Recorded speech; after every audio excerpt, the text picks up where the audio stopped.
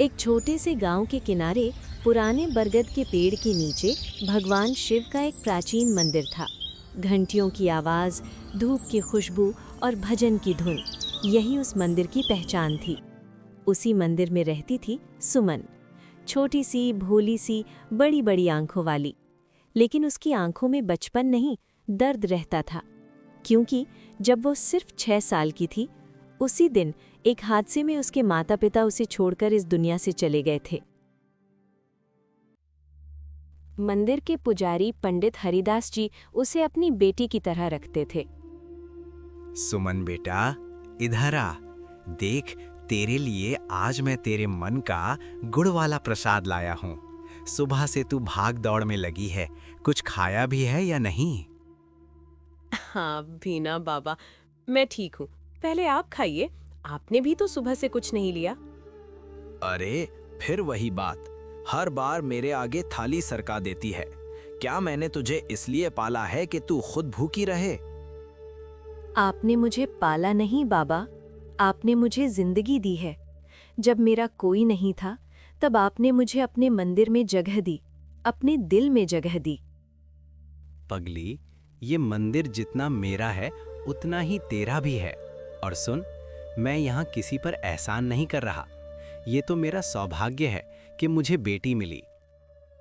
मंदिर में आने वाले लोग उसे कभी खाना दे जाते, कभी कपड़े, और इसी से उसकी जिंदगी चल रही थी।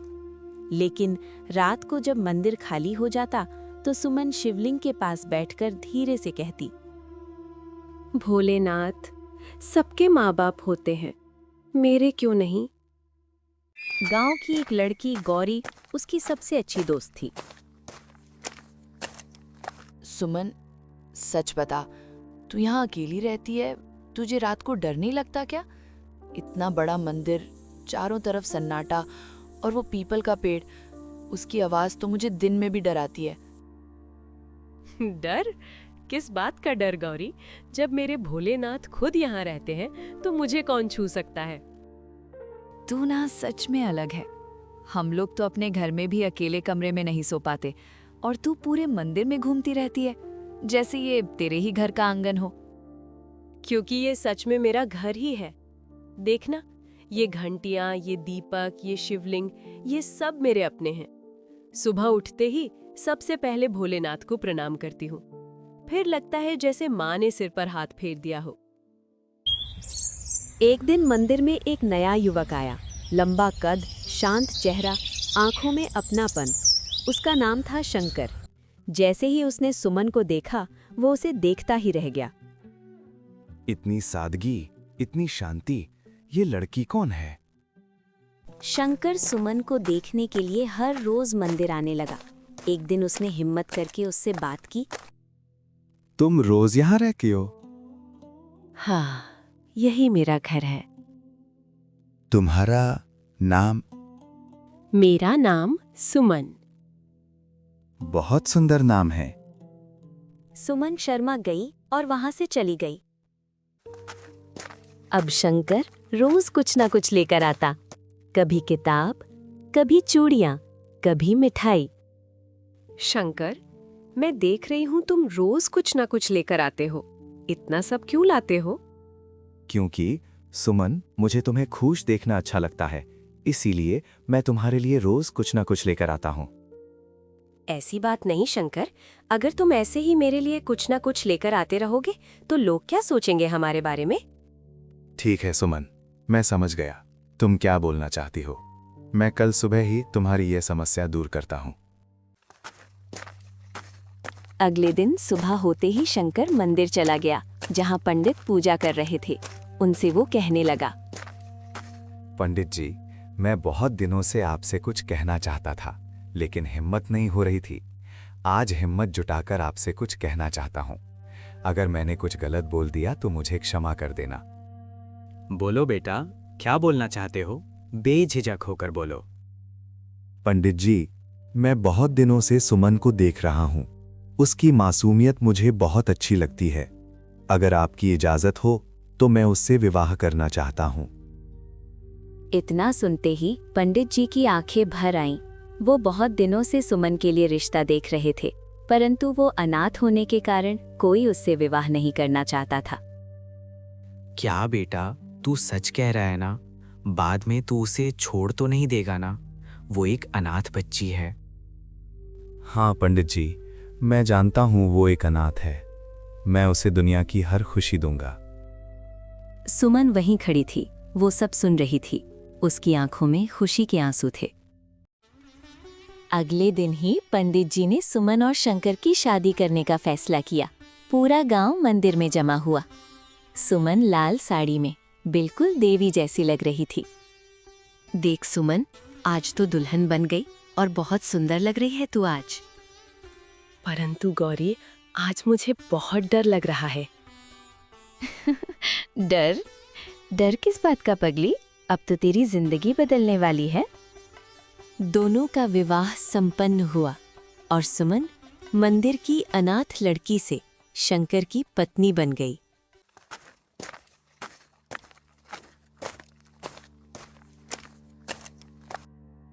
देखो सुमन, आज से तुम्हारा घर है। तुम जैसे चाहो यहाँ रह सकती हो। आज से तुम इस घर की मालकिन हो। ठीक है ना सुमन? सच में शंकर, आज तुम्हारी ये बात सुनकर मुझे माँ और पिताजी की याद आई।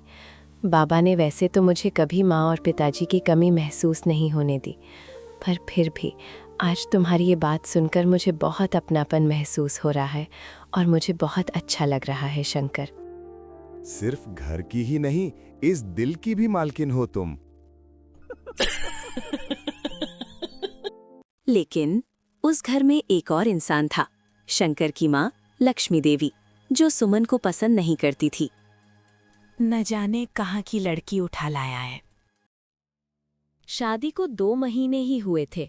एक रात शंकर ने खाना खाया और अचानक उसकी तबीयत खराब हो गई। शंकर, क्या हुआ तुम्हें? गांव का वैद्य आया, लेकिन बहुत देर हो चुकी थी। शंकर मर चुका था। सुमन देवी, बहुत देर हो चुकी है।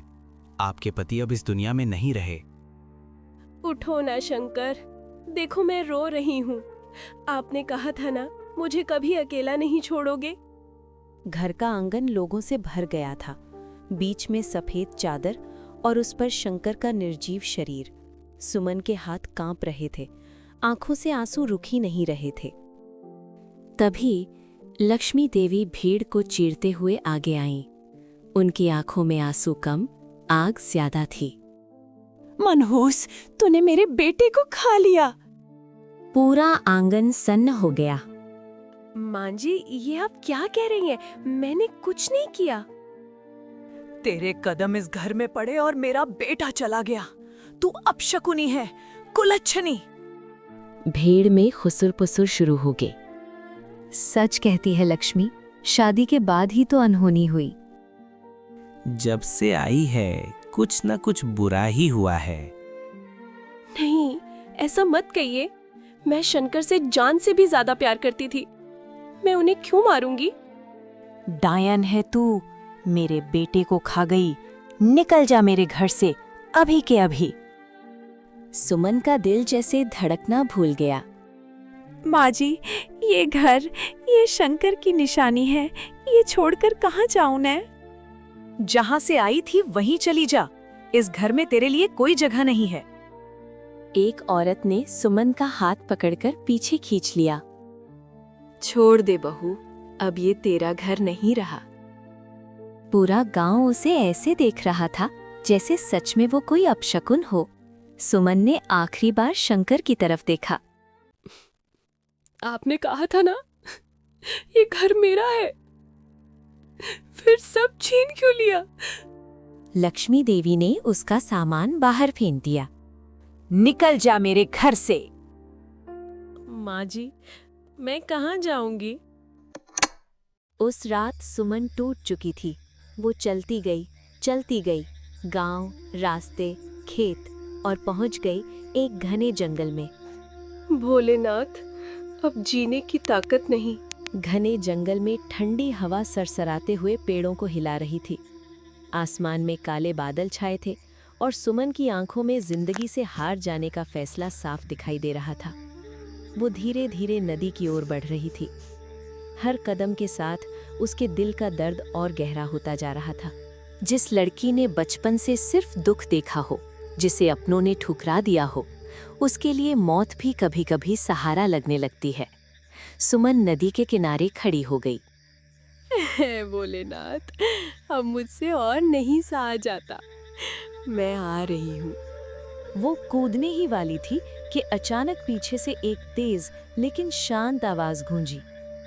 रुक जाओ पुत्री, तुम्हारी मृत्यु नहीं, तुम्हारा न्याय लिखा है। सुमन ने पीछे मुड़कर देखा। एक तेजस्वी साधु उसके सामने खड़े थे। सफेद दाढ़ी, जटाएं, चमकता चेहरा, हाथ में कमंडई। मुझे मत रोको बाबा, मेरा इस दुनिया में कोई नहीं है। जिसका कोई नहीं होता, उसका महादेव होता है पुत्री। ये सुनते ही सुमन फूट फूट कर रो पड़ी, जैसे बरसों का दर्द बाहर आ गया हो। तुम्हारा नाम सुमन है, तुम शिव मंदिर में पली हो। तुम्हारे पति की अचानक मृत्यु हुई और तुम्हें अपशगुनी कहकर घर से निकाल दिया गया। सुमन की सांसें थम गई। आप कौन हैं? मैं कौन हूं ये मायने नहीं रखता, मैं तुम्हें क्या देने वाला हूं ये मायने रखता है। साधु ने अपना कमंडल उठाया। उसमें से दिव्य प्रकाश निकला और उस प्रकाश से एक सुनहरे रंग का पंछी प्रकट हुआ। उसकी नीली आंखें, चमकते पंख, मानो स्वर्ग से उतरा हो। ये कितना सुंदर है।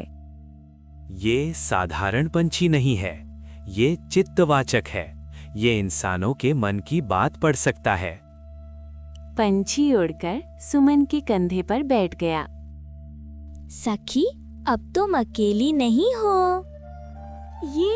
ये बोलता भी है? ये तुम्हारी मदद करेगा, तुम्हारे पति की मृत्यु का सत्य बताएगा। लेकिन याद रखना, बदला क्रोध से नहीं, न्याय से लेना। अब सुमन ने जंगल को ही अपना घर बना लिया। वो फल खाती, नदी का पानी पीती और उस जादुई पंछी से बातें करती। उसने उसका नाम रखा सुवाक। सुआक, क्या तुम सच में मन पढ़ लेते हो? हाँ सखी, अभी तुम सोच रही हो कि काश शंकर एक बार मिल जाए। ये सुनते ही सुमन की आंखें भर आई। एक रात चांदनी पूरे जंगल में फैल गई। सखी, क्या तुम अपने पति की मौत का सच जानना चाहती हो? सुमन का दिल जोर जोर से धड़कने लगा। जिस सवाल ने उसकी जिंदगी उजाड़ी थी, आज वही उसके सामने खड़ा था। हाँ, मुझे सच जानना है, चाहे वो कितना भी दर्द दे।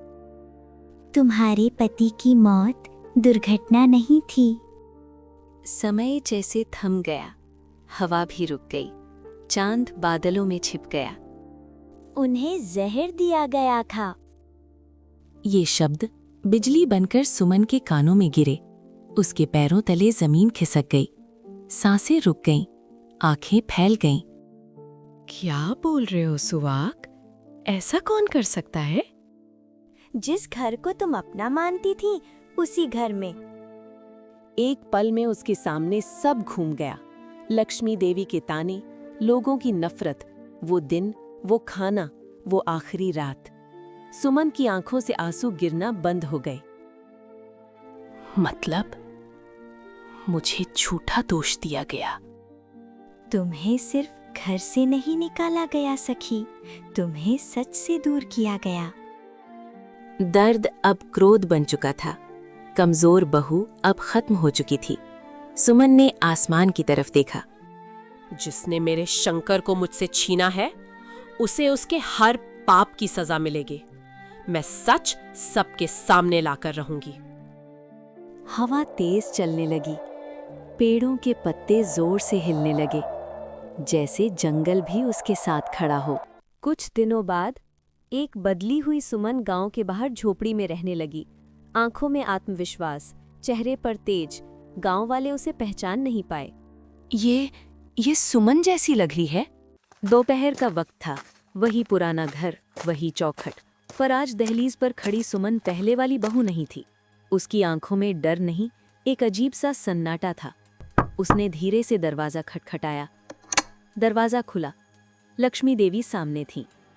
तू यहाँ क्या करने आई है? डरिए मत माँ जी, आज मैं रोने नहीं आई, ना ही किसी से अपना हक मांगने। मैं आई हूँ सच सुनने। लक्ष्मी देवी के चेहरे का रंग उड़ चुका था। उनकी उंगलियां कांप रही थीं। क्योंकि झूठ ज्यादा दिन नहीं छुपता। खिड़की पर बैठा सुआक आंखें बंद किए सब महसूस कर रहा था, जैसे हवा में तैरते हर ख्याल को पकड़ रहा हो। ये सोच रही है, काश उस दिन मैंने वो कटोरी ना बदली होती तो आज मेरा बेटा जिंदा होता और ये लड़की इस घर में रानी बनकर रहती। सुमन का दिल जोर से धड़का। उसकी सांसें तेज हो गईं। कटोरी बदली थी, मतलब खाना, जहर, सब सच है। उसने लक्ष्मी देवी की तरफ देखा। अब वो सास नहीं, एक राज छुपाती औरत दिख रही थी। माँ जी, उस दिन खाना किसके लिए था? मेरे लिए या शंकर के लिए? मुझे नहीं पता तू क्या बोल रही है। उनकी आंखें सच बोल चुकी थीं, भले ही होंठ झूठ कह रहे थे। तभी दरवाजा जोर से खुला। रघु अंदर आया। उसकी नजर सुमन पर पड़ी और चेहरा तमतमा गया। ये यहाँ क्या कर रही है? इसे किसने अंदर आने दिया? ये सोच रहा है ये वापस कैसे आ गई, कहीं इसे सच तो नहीं पता चल गया। सुमन ने पहली बार रघु की आंखों में देखा और वहां डर था। क्यों रघु भैया, मुझे देखकर घबरा गए या कोई पुरानी बात याद आ गई? बकवास बंद कर, निकल जा यहाँ से। अब मैं जाऊंगी, लेकिन सच लेकर जाऊंगी और अगली बार पूरा गांव साथ लाऊंगी। घर की दीवारें जैसे सब सुन रही थीं। हवा भारी हो चुकी थी। राज तरकने लगे थे। अब खेल शुरू हुआ है और इस बार हार सच की नहीं होगी। खिड़की पर बैठा सुआख ने धीरे से आंखें खोल दी। सखी, अब तू शिकार नहीं, शिकारी है। रात गहरी थी। झोपड़ी के बाहर हवा सरसराती फिर रही थी। अंदर एक छोटा सा दिया टिमटिमा रहा था। सुमन चुपचाप बैठी थी, चेहरे पर थकान, आंखों में जलती हुई कसम। तभी दरवाजे पर तेज दस्तक हुई। ठक ठक ठक। कौन? दरवाजा खुला और अगले ही पल गौरी दौड़कर अंदर आई। तू जिंदा है सुमन, तू जिंदा है। सब कहते थे तू कहीं चली गई, मैंने मानने से इनकार कर दिया था। दोनों सहेलियां एक दूसरे से लिपटकर रो पड़ी, जैसे बरसों का दर्द एक पल में बह निकला हो। गौरी, शंकर की मौत हादसा नहीं थी। क्या? उन्हें जहर दिया गया था और जिसने ये किया है मैं उसे सबके सामने लाऊंगी। गौरी ने सुमन की आंखों में देखा। वहां अब वो भोली लड़की नहीं थी, वहां न्याय की ज्वाला थी। तू अकेली नहीं है, तेरी हर लड़ाई में मैं तेरे साथ हूं। सच सामने लाएंगे, चाहे कुछ भी हो जाए। अगले दिन पूरे गांव में एक खबर फैल गई। कल शिव मंदिर में पंचायत बैठेगी। शंकर की मौत का सच सामने आएगा और पूरे गांव में हलचल मच गई। अगली सुबह शिव मंदिर का आंगन लोगों से भर चुका था। वही मंदिर जहां कभी सुमन ने बचपन बिताया था, आज वहीं उसके जीवन का सबसे बड़ा फैसला होने वाला था। सुमन शांत लेकिन आंखों में ज्वाला लिए खड़ी थी। आज हम यहाँ शंकर की मृत्यु का सच जानने के लिए इकट्ठा हुए हैं। सुमन, तुमने पंचायत बुलवाई है, क्या कहना चाहती हो? हाँ सरपंच जी, आज मैं अपने पति के कातिल को सबके सामने लाऊंगी। गांव में फुसफुसाहट शुरू हो गई। लक्ष्मी देवी गुस्से से बोली, इस मनहूस की बातों में मत आना, मेरे बेटे को ये खा गई। ये सोच रही है, काश उस दिन जहर की मात्रा थोड़ी कम होती। सुमन की मुट्ठियां भींच गई। रघु भैया, उस रात खाना किसने बनाया था? उस रात खाना काकी ने बनाया था। सच है कि उस रात खाना मैंने बनाया था, पर मैंने कुछ नहीं किया। मैं बेगुनाह हूँ। ये सच बोल रही है, लेकिन कटोरी इसने नहीं बदली। तो कटोरी किसने बदली? पूरा मंदिर शांत। स्वाक उड़कर लक्ष्मी देवी के पास गया और वापस आकर बोला, सखी, इसके मन में वही दृश्य चल रहा है जब इसने रसोई में जहर मिलाया था। सुमन की आंखों से आंसू गिर पड़े, लेकिन इस बार दर्द के नहीं, सच के थे। माँ जी, नहीं, आप मेरी सास नहीं, आप शंकर की सौतेली माँ है। क्या ये सच है? शंकर ने खुद मुझे बताया था कि उसके पिता की पहली पत्नी उसकी असली माँ थी और उनके मरने के बाद आप इस घर में आई थीं। लक्ष्मी देवी के चेहरे का रंग उड़ गया। सखी, ये सोच रही है, अगर शंकर जिंदा रहता तो सारी जमीन उसी के नाम हो जाती। गांव का चौपाल लोगों से भरा हुआ था। बीच में सुमन खड़ी थी, सिर ऊंचा, आंखें तेज। एक तरफ लक्ष्मी देवी, दूसरी तरफ रघु, और हर चेहरे पर इंतजार। आज फैसला होगा कि कातिल कौन है। बस कर, बहुत नाटक कर लिया तूने। मैंने कुछ नहीं किया, तू ही मनहूस है। गांव वाले आपस में फुसफुसाने लगे। लगता है बहू झूठ बोल रही है। सच खुद बोलता है माँ जी, बस उसे जगाना पड़ता है। बैठा सुवाग धीरे से उड़ा और आकर लक्ष्मी देवी के कंधे पर बैठ गया। किसी को उसकी मौजूदगी दिखाई नहीं दे रही थी। याद है वो रात जब तूने कटोरी बदली थी और सोचा था कोई कभी नहीं जानेगा। लक्ष्मी देवी का चेहरा सफेद पड़ गया। सच छुपाने से पाप खत्म नहीं होता। आज बोल दे, वरना ये आग तेरे अंदर ही तुझे जला देगी। लक्ष्मी देवी के हाथ कांपने लगे, सांसें तेज हो गईं, आंखों के सामने वही रात घूम गई। क्यों माँ जी, किसके लिए किया आपने ये सब? बस, हाँ किया मैंने। पूरा चौपाल हिल गया। ओ मेरा बेटा नहीं था। अगर वो जिंदा रहता तो सब कुछ उसी का हो जाता। रघु मेरा असली बेटा है। मैं अपने असली बेटे को सड़क पर नहीं देख सकती थी। आपने एक माँ होकर अपने ही बेटे को मार दिया, सिर्फ जमीन के लिए। मुझे दौलत चाहिए थी। लक्ष्मी देवी, आज से तुम इस गांव से निष्कासित हो और सारी संपत्ति सुमन के नाम की जाती है, क्योंकि वही शंकर की पत्नी है। मुझे किसी की संपत्ति नहीं चाहिए, मुझे सिर्फ न्याय चाहिए था, जो मिल गया। वह लक्ष्मी देवी के पास गई। मैं आपको सजा नहीं दूंगी, आपको आपकी आत्मा सजा देगी। मंदिर की घंटियां बजने लगी। हवा में चंदन की खुशबू फैल गई। सुवाग चमकने लगा। सखी, तुम्हारा काम पूरा हुआ, अब मुझे जाना होगा। बचपन में माँ बाप छोड़कर चले गए, फिर शंकर भी मुझे छोड़कर चला गया। अब तुम भी मुझे छोड़कर चली जा रही हो। तुम मुझे छोड़कर मत जाओ। मुझे मत रोको सखी, जब भी तुम सत्य और न्याय के लिए खड़ी रहोगी, तब मैं तुम्हें तुम्हारे दिल में मिलूंगी।